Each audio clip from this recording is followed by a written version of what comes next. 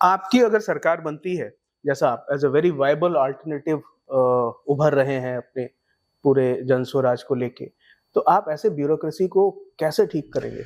जहां तक ब्यूरोक्रेसी का सवाल है तो जन स्वराज की अपने प्रोग्राम में we believe in decentralisation of both the सत्ता एंड संसाधन। हम लोग की अपनी मान्यता यह है कि कम से कम 1/3 विकास की राशि वो पंचायती राज से चुने हुए व्यवस्था से के द्वारा खर्च होनी चाहिए। बिहार में सिर्फ आपकी जानकारी के लिए बता दूं, पिछले 30 वर्षों में पंचायती राज के संस्थाओं के माध्यम से 3% से कम राशि खर्च हो रही है। 1/3 हम लोग कह रहे हैं कि खर्च पंचायती राज के माध्यम से होगा।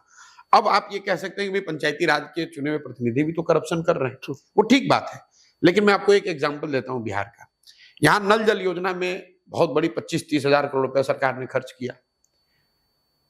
उसमें बहुत बड़े घोटाले की लोग बात करते हैं कि भाई बहुत लूटपाट हुई, पैसा खर्च नहीं हुआ या पैसा बर्बाद हो गया, घरों में पानी नहीं पहुंचा।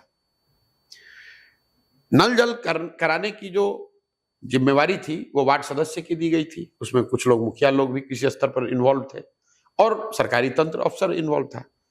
मैं आपको आंकड़ा बता रहा हूं, 90% वार्ड सदस्य नल जल योजना आने के बाद पिछला चुनाव अपना हार गए और करीब करीब 80% मुखिया जी लोग चुनाव हार गए। लेकिन आप मुझे बताइए, क्या 80% ब्यूरोक्रेट हटाए गए, चोरी में पकड़े गए? नहीं। तो करप्शन करने में तो तीनों ही शामिल थे, जनप्रतिनिधि भी थे और अफसर भी थे, मिलकर उन्होंने चोरी की। राइट। लेकिन कम से कम जनता ने देखा कि ये चोरी कर रहे हैं तो 5 साल में उनको हटा दिया। राइट। लेकिन जो अफसर था वो तो पहले भी चोरी कर रहा था, आज भी सिस्टम में बैठ के चोरी कर रहा है। तो ब्यूरोक्रेसी पर लगाम तब लगेगी जब स्वच्छ लोग चुनकर राजनीति में आएंगे, स्वच्छ और काबिल।